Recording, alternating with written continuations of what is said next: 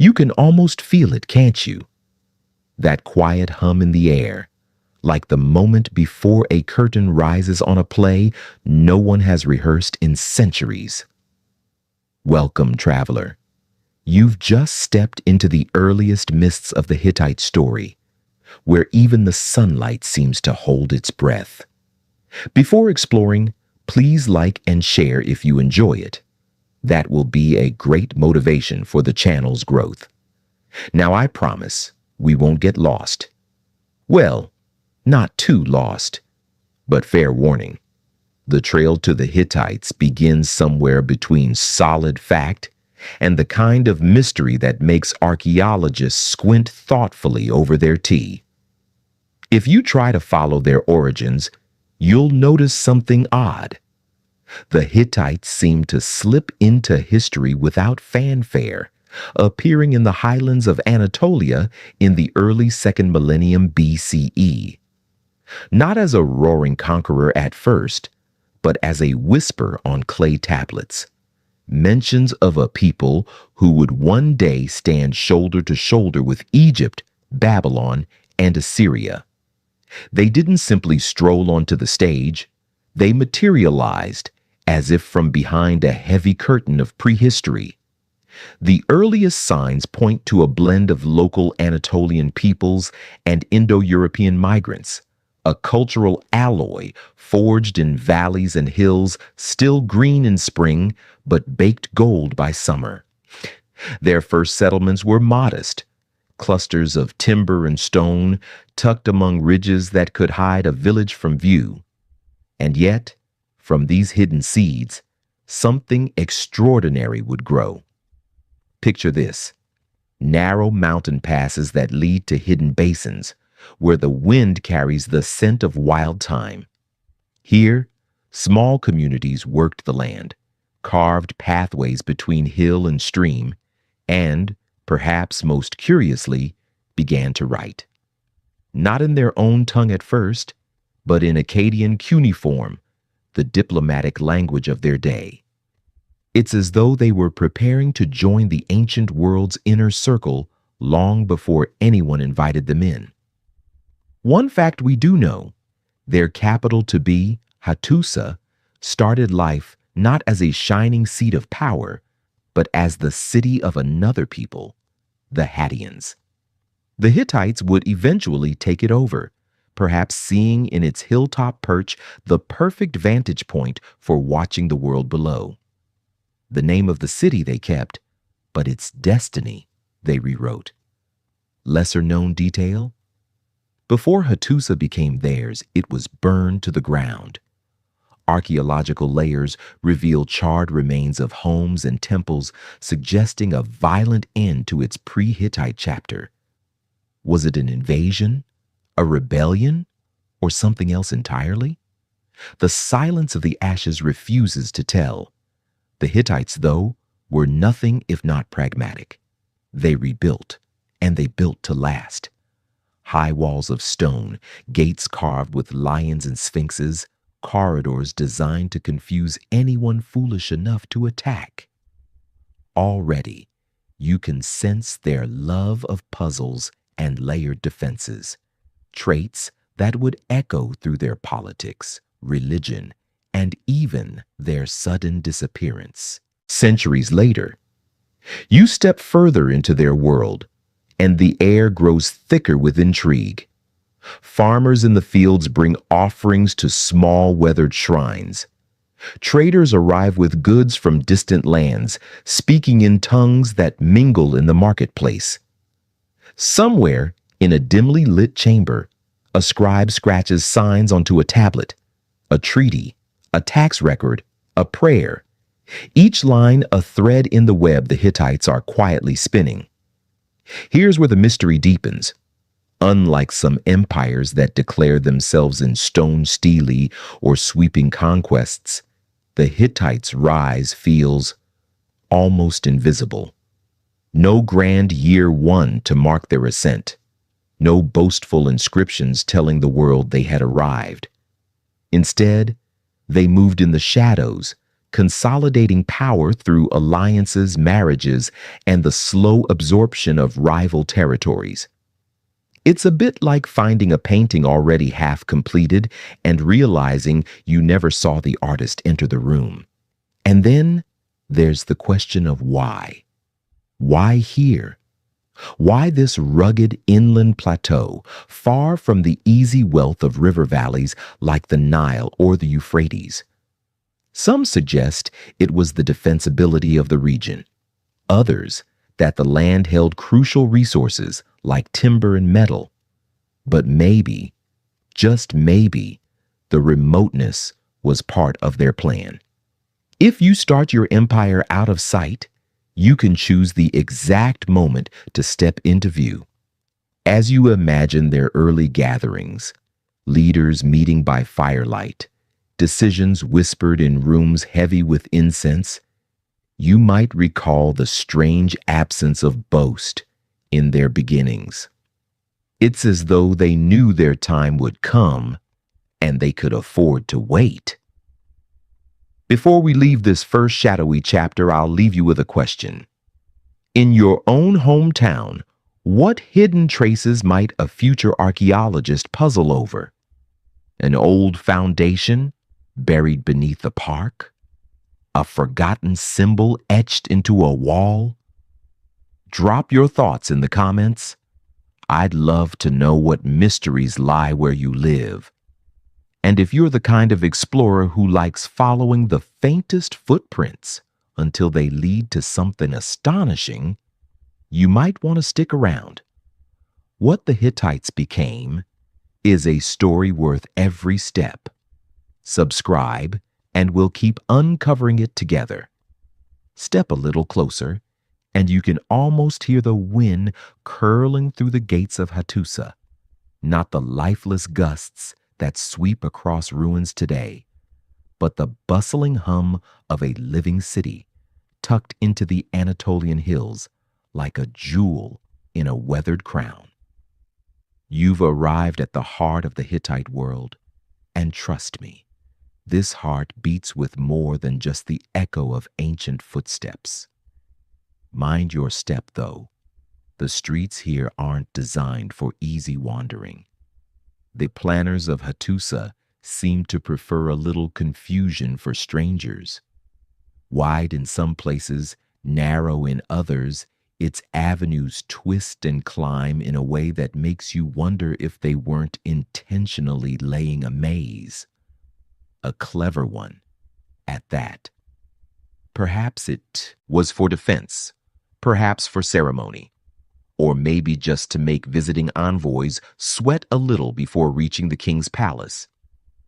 This capital, perched on high, was no accidental choice.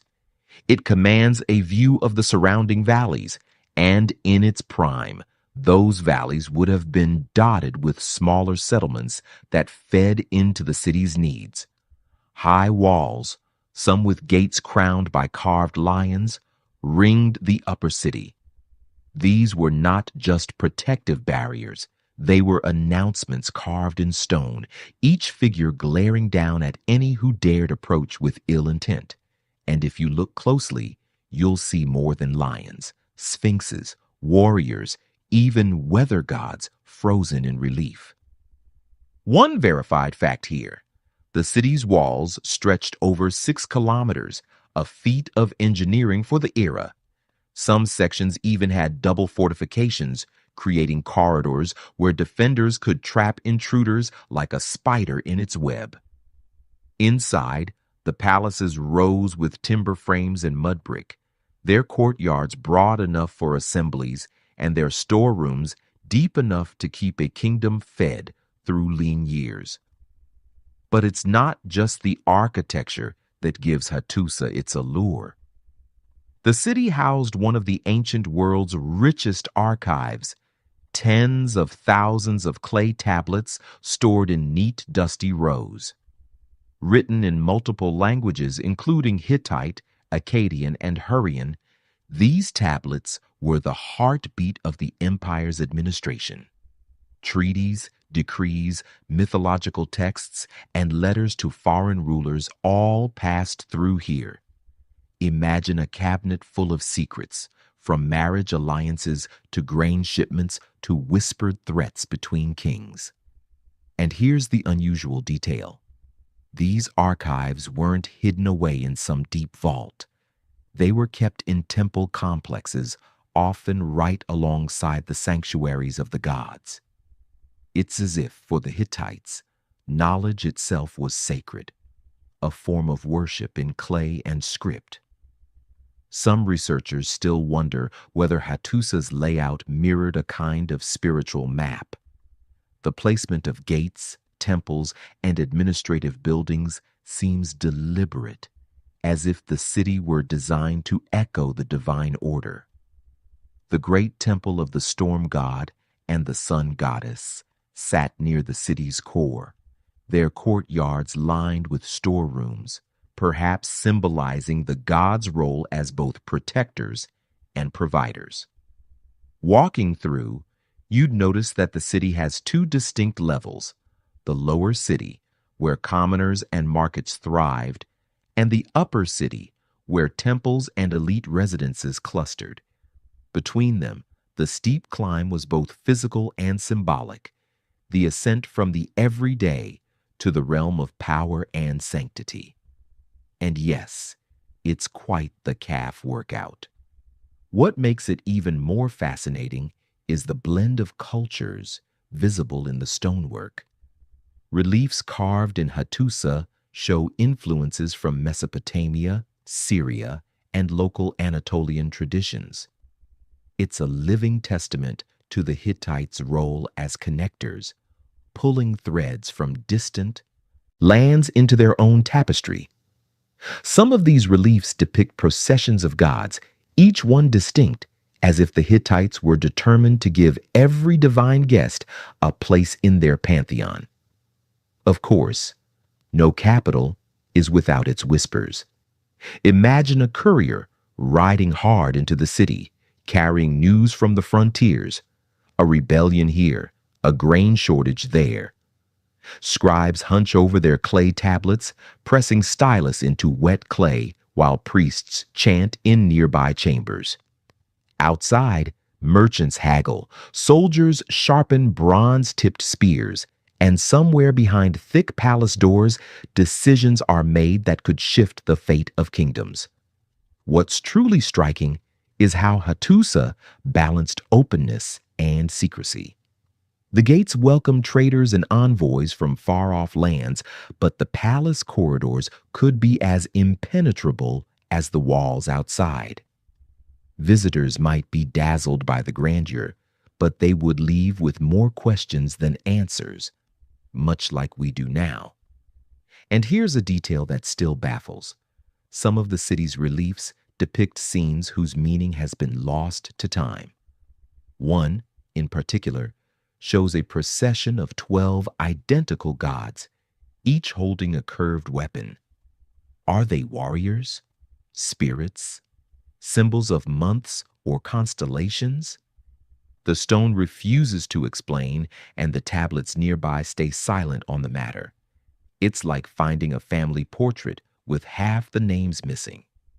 By the time you leave Hattusa's walls in your mind's eye, you can almost feel the weight of its presence, not just as a political center, but as a living puzzle. Every corner suggests intention. Every carving hints at a story untold. And the more you explore, the more you suspect that the city was less about revealing its power and more about keeping it shrouded. So before we follow the trail deeper into the empire's veins, I'll turn the question to you. In your own city, what's the one building whose walls you wish could talk? Share it in the comments. Maybe one day, someone will uncover its story, just as we are piecing together Hattusa's. You find yourself in a quiet chamber, the air heavy with the scent of clay and damp stone. Light filters in through a narrow slit in the wall, catching dust motes that drift lazily above a low wooden table.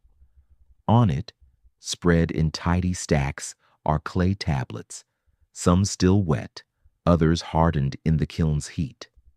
Welcome to the nerve center of the Hittite Empire, where wars were sometimes won not with chariots, but with styluses. I'll admit, this isn't the most glamorous room in Hattusa. No golden thrones, no roaring fires. But it's here that the real magic happened. Words, once pressed into these tablets, could travel hundreds of miles without ever leaving this space. In a world without phones, paper, or even convenient courier services, the Hittites mastered the art of writing as a tool of statecraft. Their main script? Cuneiform, borrowed from the Mesopotamians, specifically the Akkadian variety. This choice wasn't just practical, it was political. Akkadian was the diplomatic lingua franca of the late Bronze Age, the way English or French might be used in international treaties today. If you wanted to talk to Egypt, Babylon, or Assyria, you wrote in Akkadian, and the Hittites, pragmatic as ever, did exactly that. But they weren't content with just one language.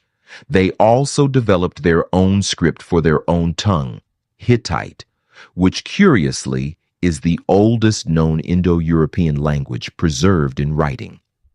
A fascinating fact here: the Hittite word for king was Labarna, a term that eventually became a royal title, much like Pharaoh in Egypt.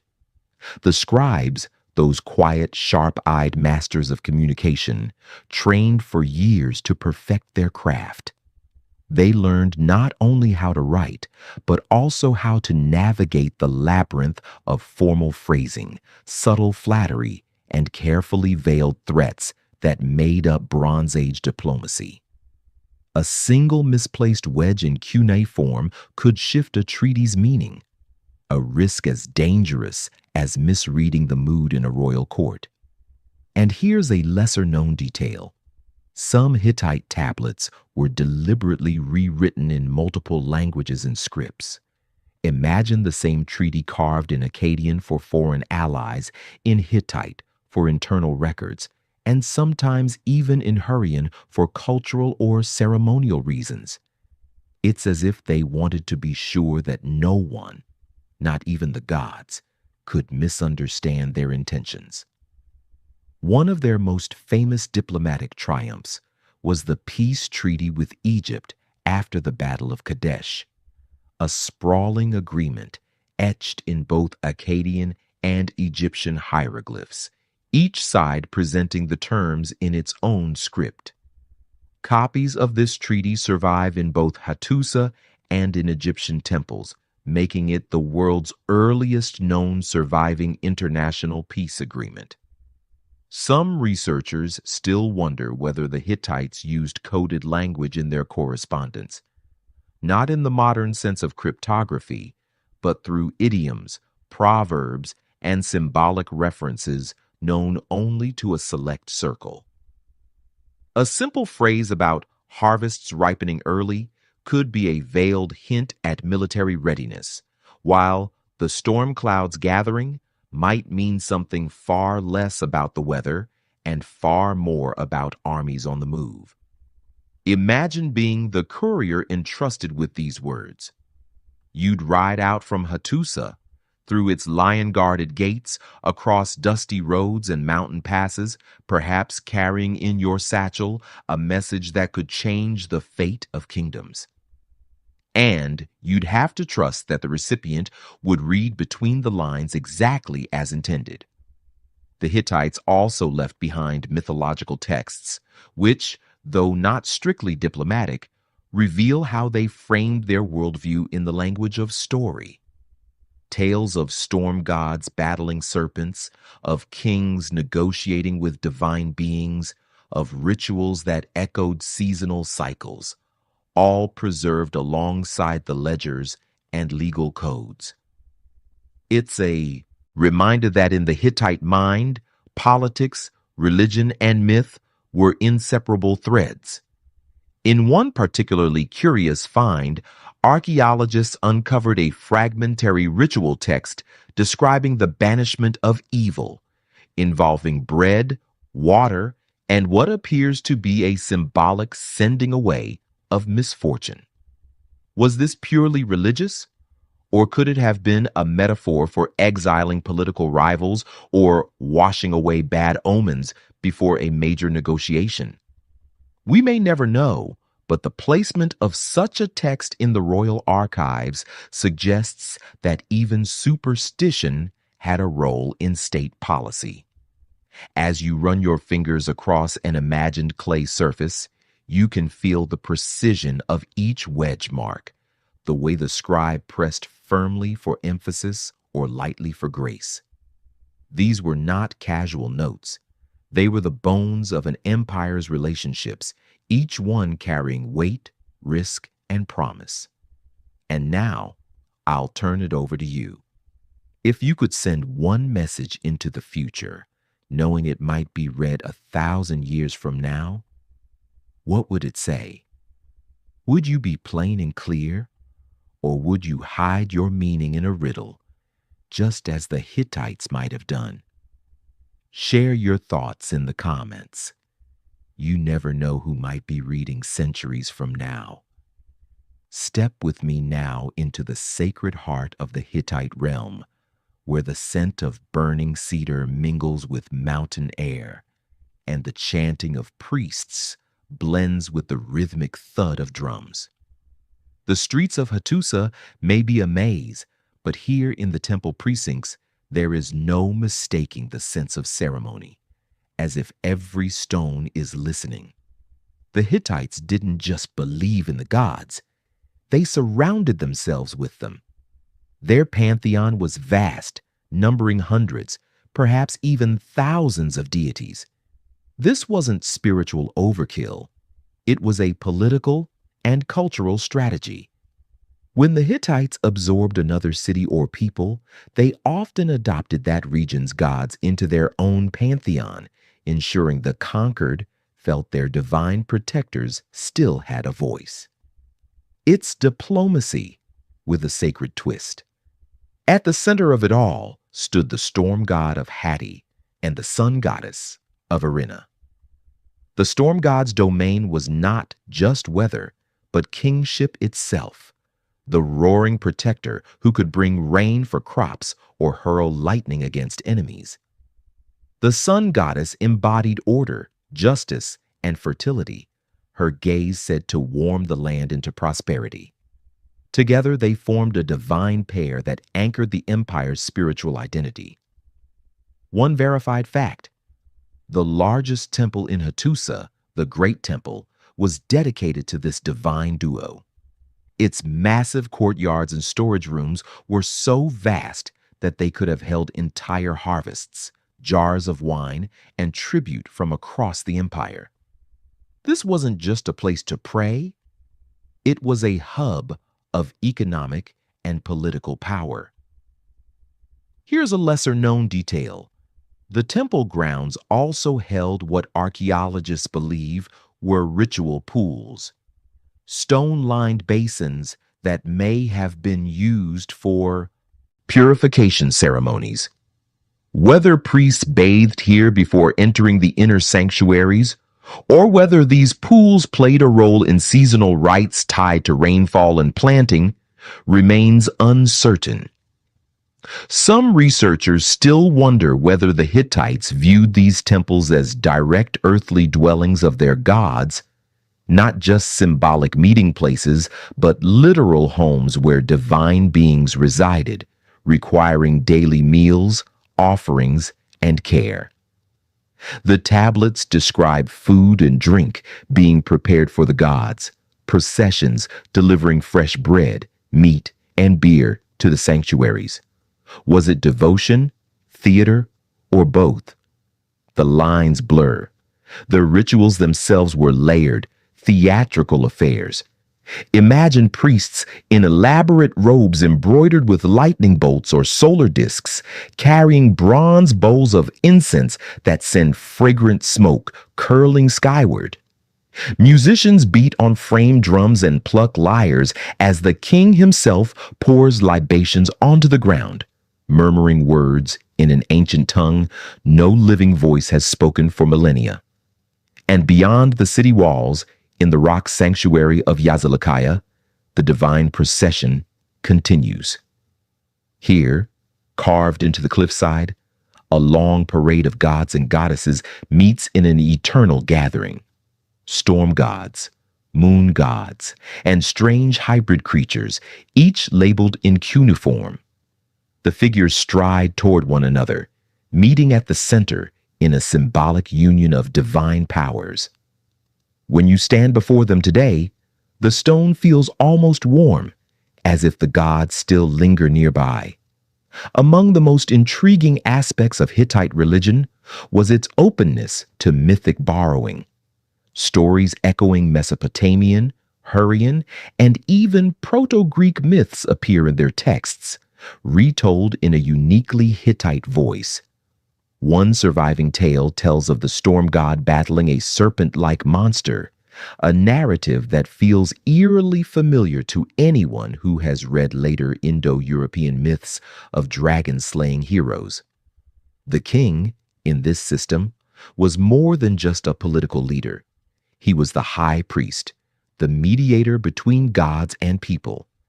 If the rains failed, it was the king's duty to perform rites, to seek divine favor, and, if necessary, to shoulder the blame. Failure in the fields could be seen as failure in the throne room. One curious find in the archives is a festival calendar spanning the entire year, with dozens of events marking seasonal changes, harvest times, and anniversaries of victories. Some involved grand public processions, others were private rites known only to the priesthood.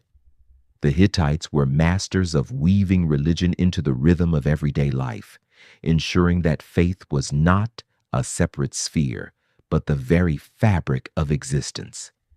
And yet, there is an undercurrent of secrecy. Certain rituals are described only in fragments, as if the scribes themselves were cautious about committing too much to clay. A missing word here, a vague instruction there, deliberate omissions that suggest some rites were meant to be carried only in memory, not in record. Perhaps they feared enemies might use these rituals against them, or perhaps they simply believed that some knowledge belonged only to the initiated. As you stand in this imagined courtyard, incense curling around you, you realize that the Hittites built their world on twin pillars, power and piety, each reinforcing the other. Their gods were not just worshipped, they were woven into the contracts, the conquests, and even the kitchens of the empire. So now, I'll pose this question to you. In your own traditions, whether cultural, religious, or family, is there a ritual whose origins you've never questioned, yet whose meaning might be deeper than it appears? Drop it in the comments. You might find its roots go further back than you think. You can hear it before you see it.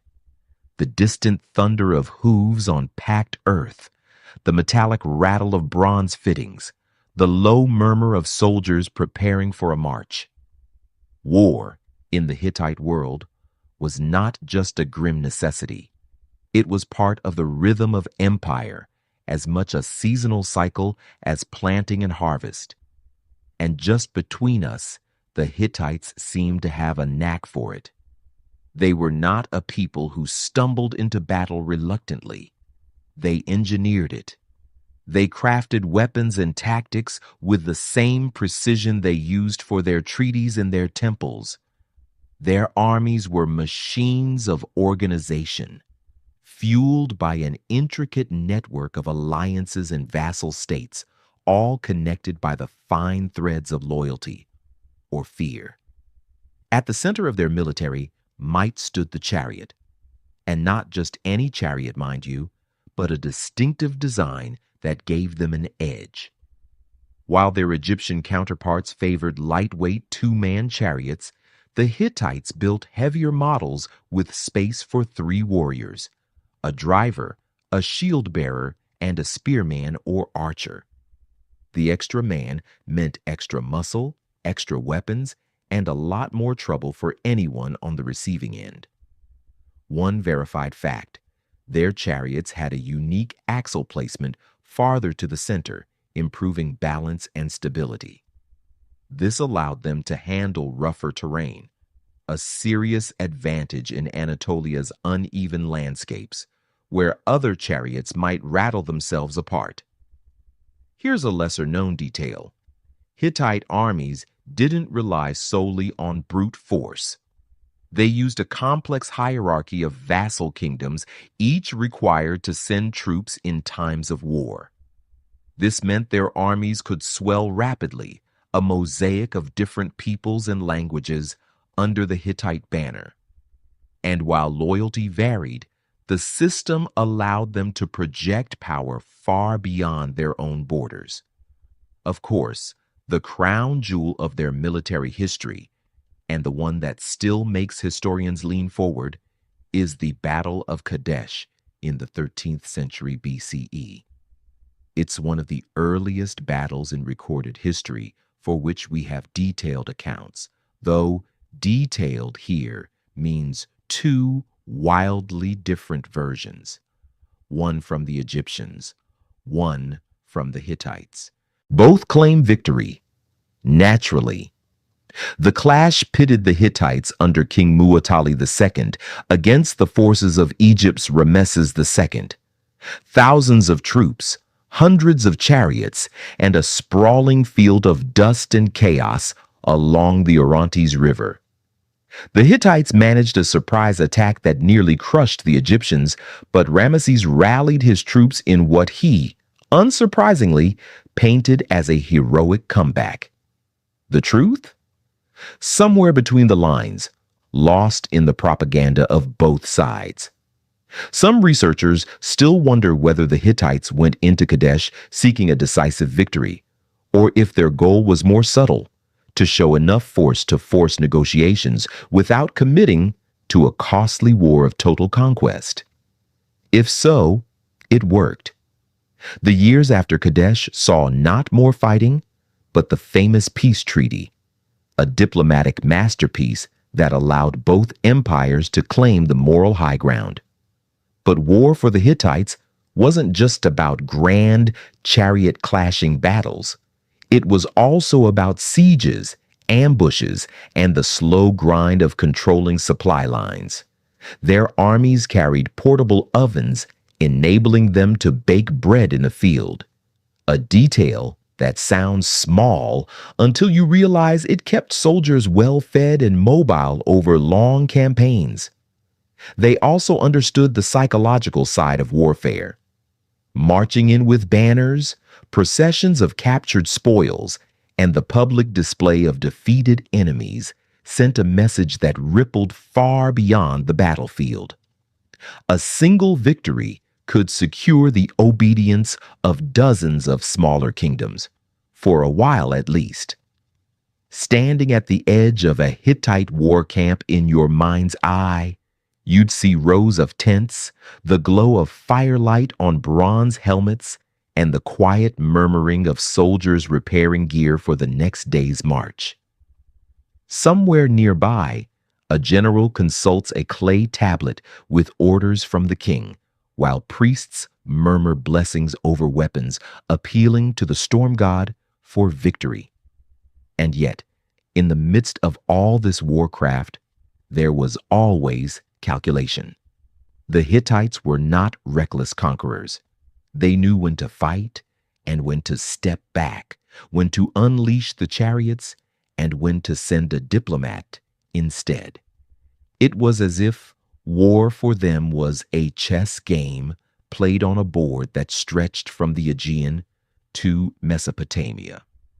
So here's a thought for you.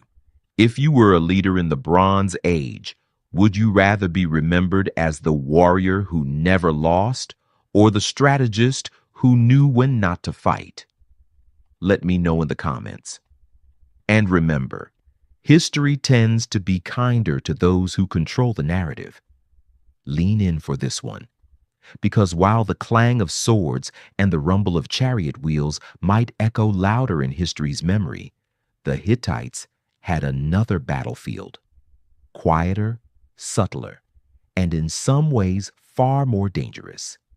It stretched not in miles of blood-soaked earth, but across deserts, seas, and winding mountain passes. This was the battlefield of trade and diplomacy, a world where the right shipment of copper could win. A war before it started, and the wrong word in a letter could topple an alliance. Picture the map. Hattusa at the center, high in the Anatolian plateau, surrounded by a spider's web of roots. To the south, caravans creaked their way towards Syria, laden with tin from the east and finished bronze goods heading west. To the north, roads snaked toward the Black Sea, where ships carried timber, wool, and grain. To the west, connections reached toward the Aegean, linking the Hittites with Mycenaean traders. And always, there were the shadowy corridors eastward, toward Mesopotamia and beyond, where the markets were vast and the stakes even bigger. One verified fact: the Hittites controlled crucial passes and river crossings that made them unavoidable middlemen in the late Bronze Age trade network. If you wanted to move goods between the East and the Mediterranean, chances are you had to pass through Hittite territory and pay for the privilege. Here's a lesser-known detail. The Hittites also moved people as cargo of a different kind. Craftsmen, scribes, and even entire communities relocated from conquered territories to serve the empire. A potter from one end of the realm could end up making ceremonial vessels in Hattusa, while a skilled scribe might be sent hundreds of miles away to oversee records in a new vassal city. It wasn't just trade in goods, it was trade in talent. Some researchers still wonder whether the Hittites kept a network of covert envoys who doubled as merchants, part diplomat, part intelligence gatherer. In a time without formal embassies in foreign capitals, merchants with the king's favor could slip into cities under the pretense of business, carrying messages, observing military strength, and taking the pulse of local politics. And the goods themselves were more than just commodities. Tin and copper, when combined, made bronze, the metal that defined the age. Grain shipments could feed armies, and control of them could starve enemies into submission. Textiles, dyed in brilliant colors, were luxury goods and political tools, perfect for cementing a treaty with a lavish gift. Even horses were traded like treasures, bred in specific regions and trained for war chariots or ceremonial processions. The routes were not without danger. Bandits lurked in the mountains, storms could wreck ships, and rival kingdoms sometimes seized caravans outright. The Hittites mitigated this with way stations, guarded outposts, and agreements with allied or vassal rulers along the roads. Every safe passage was another reminder that the king's power extended beyond Hattusa's walls. But trade brought more than wealth. It brought ideas. Religious practices, artistic styles, and even myths traveled these same routes. A Hittite temple relief might feature motifs first carved in Syria, while a vase in a Mycenaean palace could show a pattern inspired by Anatolian weaving. It was cultural cross-pollination on a scale that made borders blur. And it wasn't all above board. There are tantalizing hints in surviving tablets of goods smuggled without royal sanction. Shipments quietly moved to avoid taxes, or possibly to supply a faction within the empire itself. The lines between merchant, spy, and outlaw could be thin, and in a world where news traveled by horse and ship, the king might not hear of such dealings until it was too late to stop them. Imagine now walking into a marketplace under Hittite control. The air thick with the smell of spices, the bright glint of worked bronze, the low murmur of merchants bargaining in half a dozen languages. Somewhere in the crowd, an envoy slips a sealed tablet to a trusted trader who will carry it across mountains to a city where the Hittite king's next move will quietly unfold. If war was the empire's hammer, trade was its scalpel, precise, deliberate, capable of cutting deals and carving influence in ways no army could. And it's here, in these subtle exchanges, that you can see the Hittites at their most calculating. So here's my question for you. If you had to choose, would you rather control the armies or the roads they march on? Share your answer in the comments. And remember, sometimes it's the quieter power that lasts the longest. The air feels heavier now. The streets of Hattusa are still busy, the market still loud, the temples still echo with prayers. But beneath it all, there's a tremor. Not the literal kind just yet, but the subtle vibration of an empire under strain. When a kingdom reaches its height, it often carries the first seeds of its own decline, tucked away like secrets it refuses to acknowledge. In the Hittite lands, those seeds began to sprout. At first, it was just the weather, a few bad harvests here and there, the kind you could blame on a lazy wind or an uncooperative rain season. But then, year after year, the grain came in lighter, the storage jars emptied faster, and the hum of prosperity began to falter. One verified fact: climate studies on ancient pollen and sediment samples from Anatolia suggest periods of prolonged drought in the late 13th century BCE, right in the Hittite twilight. Fields that had fed armies and cities for generations suddenly yielded far less, forcing grain imports from distant regions. Here's a lesser-known detail. In some of the final Hittite tablets we have, there are records of urgent shipments of barley to the capital, not as trade, but as emergency relief. Imagine the king's messengers riding hard across the countryside, gathering what they could to keep the royal granaries from echoing empty. And then the ground itself began to move. Anatolia sits on fault lines, and earthquakes were no strangers to the Hittites.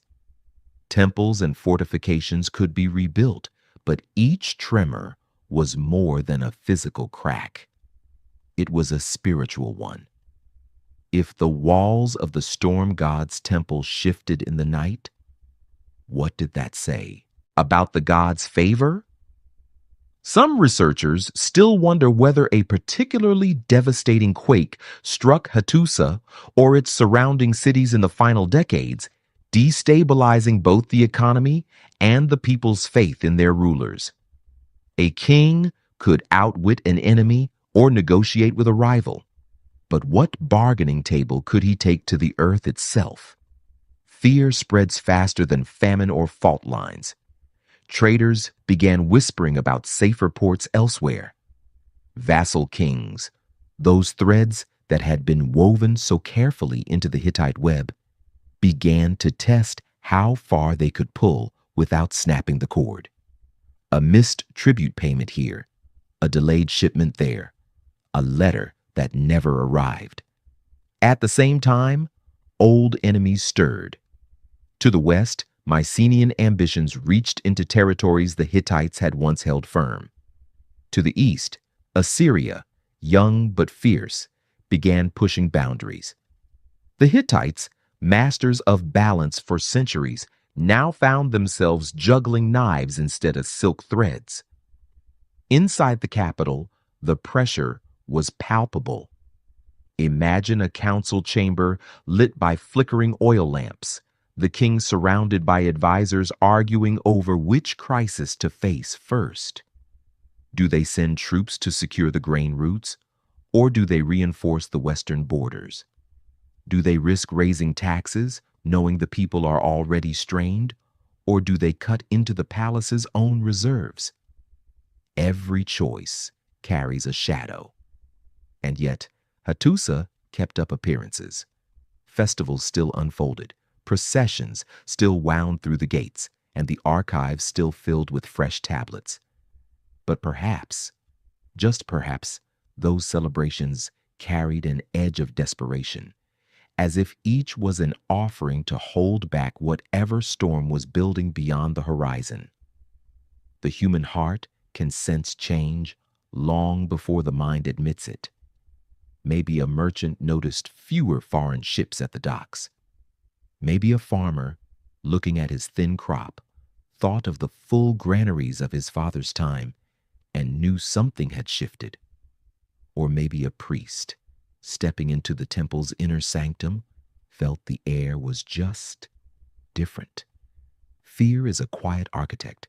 It builds slowly, laying stone upon stone, until one day you find yourself inside a structure you never meant to enter, a structure where famine, disaster, and political unrest all share the same cold hall.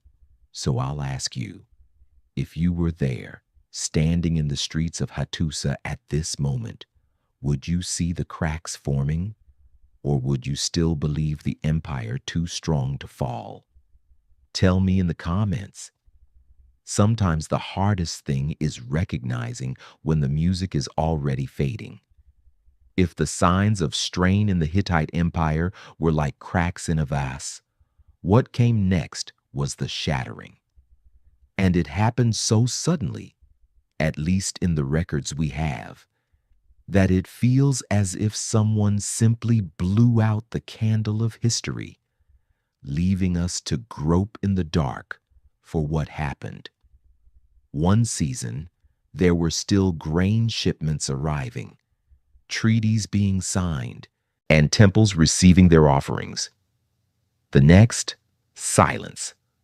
The tablets stop. The correspondence with Egypt, Babylon, and Assyria goes unanswered. The capital, Hattusa, the city of kings and secrets, is abandoned. It's not the slow fade we expect from an empire's end. It's a door slammed shut. One verified fact: excavations at Hattusa show signs of burning in some areas, but no clear evidence of a prolonged siege. The destruction layer is thin, suggesting either a brief conflict, deliberate abandonment, or both. And curiously, many valuable items seem to have been removed before the city was deserted, as though its people knew they wouldn't be coming back. Here's a lesser-known detail. The archives, the lifeblood of the empire's bureaucracy, were left in disarray. Some rooms contained scattered tablets, others had shelves eerily bare. It's as if the scribes stopped mid-sentence and walked away, leaving their words unfinished. Some researchers still wonder whether the so-called Sea Peoples, a loose confederation of raiders and migrants who swept through the eastern Mediterranean in the late Bronze Age, were partly to blame. Egyptian inscriptions speak of these sea-born invaders attacking multiple kingdoms, though whether they reached deep into the Anatolian plateau remains debated. Were they the hammer that broke the Hittites, or merely one of many blows? Other theories point to internal collapse, the fraying of the vassal network, famine driving populations to revolt, or succession crises weakening the central government. Some imagine the final years as a tangle of desperate choices. Send the army west to defend the coast, or keep it at home to guard the capital. Feed the cities, or keep the loyalty of outlying provinces with grain shipments. In the end, perhaps they couldn't do both. The eerie part? The silence isn't just in the capital. Across Anatolia, other Hittite cities and fortresses show similar patterns: abandonment, sometimes fire, sometimes not, but always an end to the official record. It's as though a curtain fell over the entire stage. Imagine walking through Hattusa in those final days. The great gates still stand, but the guards are gone. The marketplaces are empty, the temples quiet. In the palace storerooms, a few clay jars roll against the floor, their contents long since removed. Somewhere, the last scribe presses his stylus into clay, sets the tablet to dry, and then never comes back for it. There is no farewell speech, no grand inscription announcing the empire's fate. The Hittites simply vanish from the written record, leaving their neighbors to wonder, and leaving us, centuries later, to piece together a puzzle with half the pieces missing. It's a disappearance that feels almost theatrical. One moment, a superpower; the next, an echo. And in that echo, you can hear the questions. Were they destroyed, scattered, absorbed into other cultures?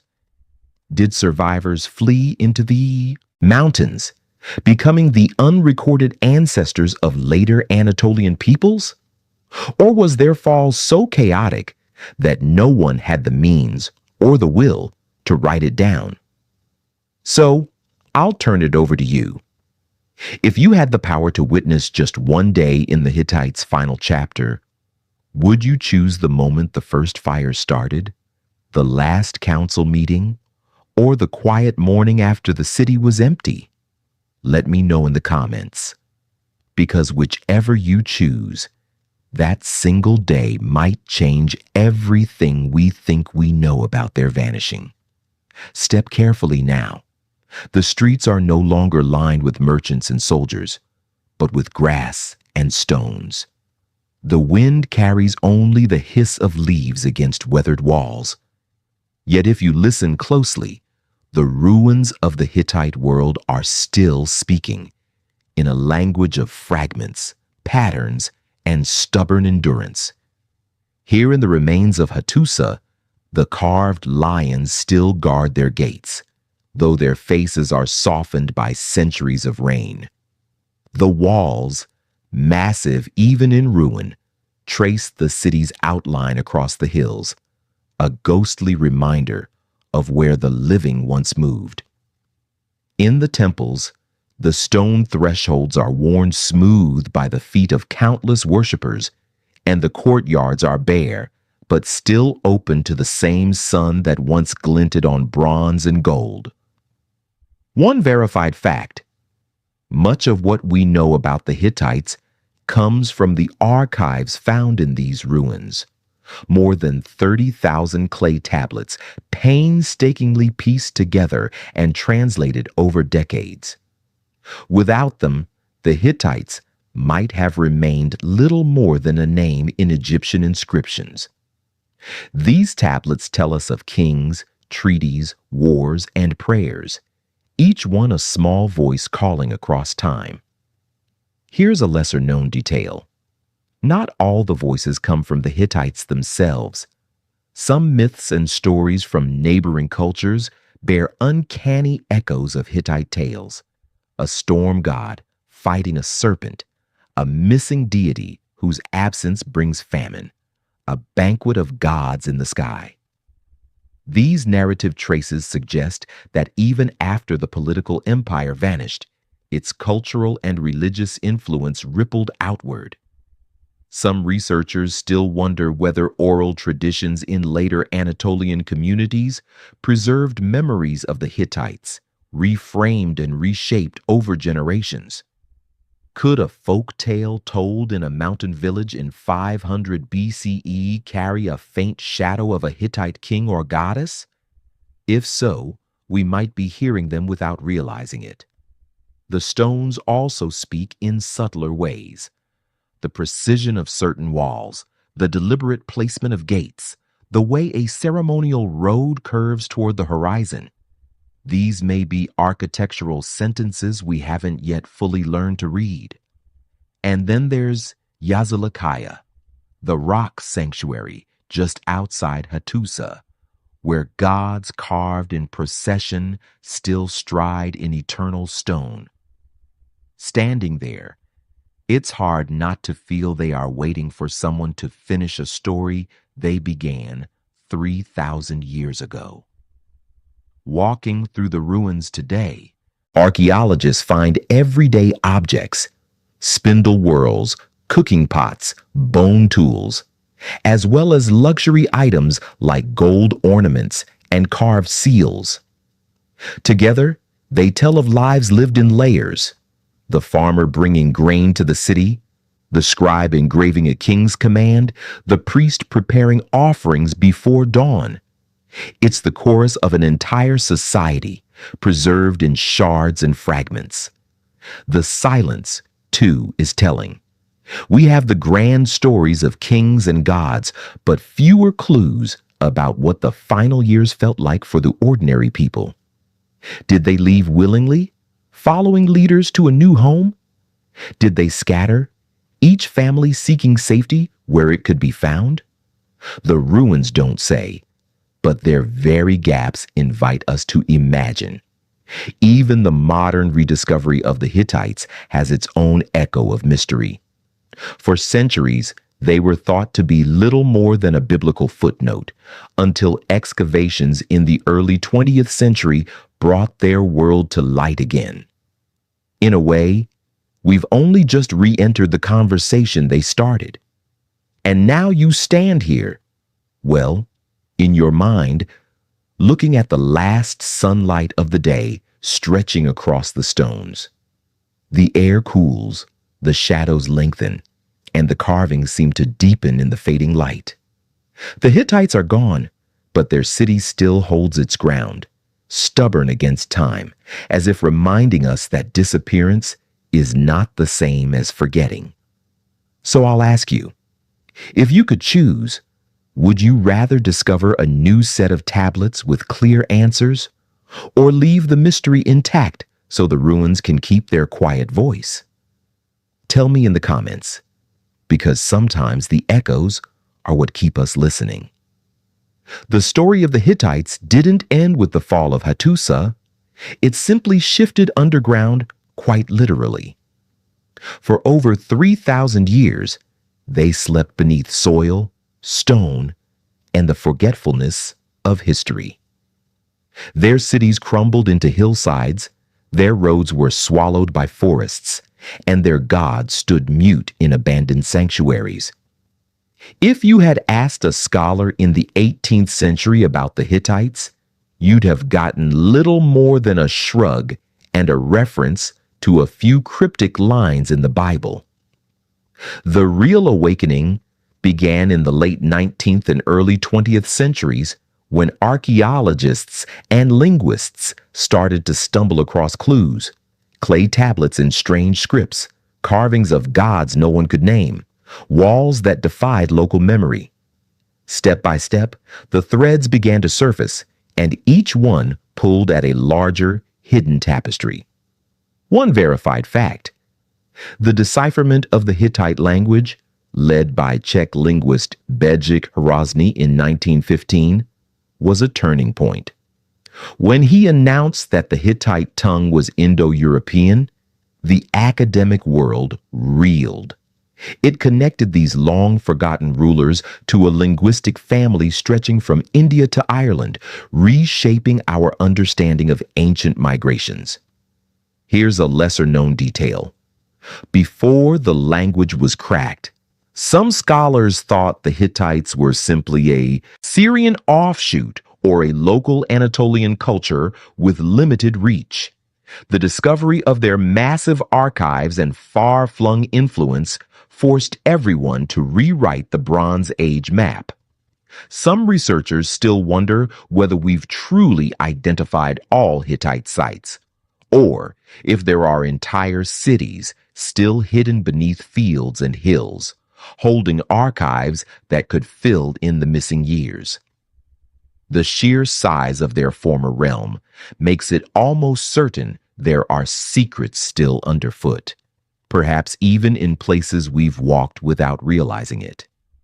Piecing the story together has been like working a puzzle with most of its pieces scattered across different countries. Some tablets are in Ankara, others in Berlin or Istanbul. Reliefs are still in situ on mountain walls, but their meanings are interpreted differently depending on who you ask.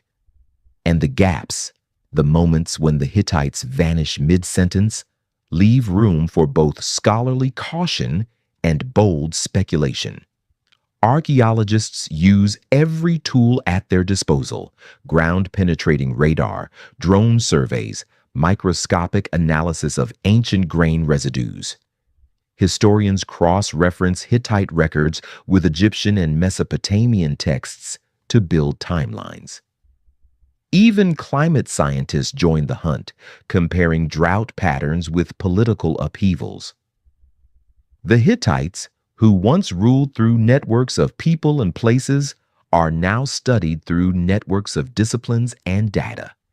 And yet, even with all our modern knowledge, the Hittite story remains delightfully incomplete. We can read their treaties, but not always their intentions. We can map their roads, but not every journey taken upon them. We can admire their gods, but still wonder what prayers sounded like in the language of the storm god. Standing in the museum at Boğazköy, looking at rows of clay tablets under glass, you realize each one is a survivor, not just of the empire's fall, but of centuries of chance. Floods, fires, looters, and time itself all had their chances to erase these voices. The fact that any of them remain feels like a small defiance against oblivion. And so the Hittites live again, in books and lectures, in documentaries and quiet conversations between archaeologists over maps. Each find adds another thread, weaving the image clearer, but never entirely whole. Perhaps that's fitting. An empire that emerged from shadows and disappeared into silence might prefer to remain partly hidden, even as we illuminate its past. So now, I'll leave you with a choice. Do you pull at every remaining thread until the whole cloth is revealed? Or do you step back, let the mystery breathe, and accept that some stories are meant to keep a few secrets? Share your answer in the comments, because whichever path we choose, the Hittites will still be there, watching from the stones. The pace slows now. The clatter of chariots, the hum of markets, the chants of priests, all fade into the softer sound of wind over ancient hills. The road you've walked with the Hittites stretches behind you, from their shadowy beginnings, through their triumphs, their faith, their battles, and into their sudden absence. The sunlight over Hattusa is low, pooling in the hollows between its walls, turning the carved lions to silhouettes. Somewhere in the distance, a bird calls, and the sound feels older than the stones themselves. You imagine what it must have been like that last day in the city.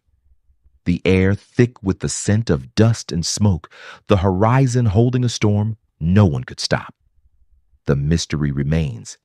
We can reconstruct their treaties, admire their artistry, trace their roads, but we cannot step into their final hours. That space belongs to them alone, a sealed room in history's house. And maybe that's why the Hittites still hold us. They gave us just enough to follow, but never enough to arrive. The evening deepens. In the mind's eye, the gates of Hattusa close softly.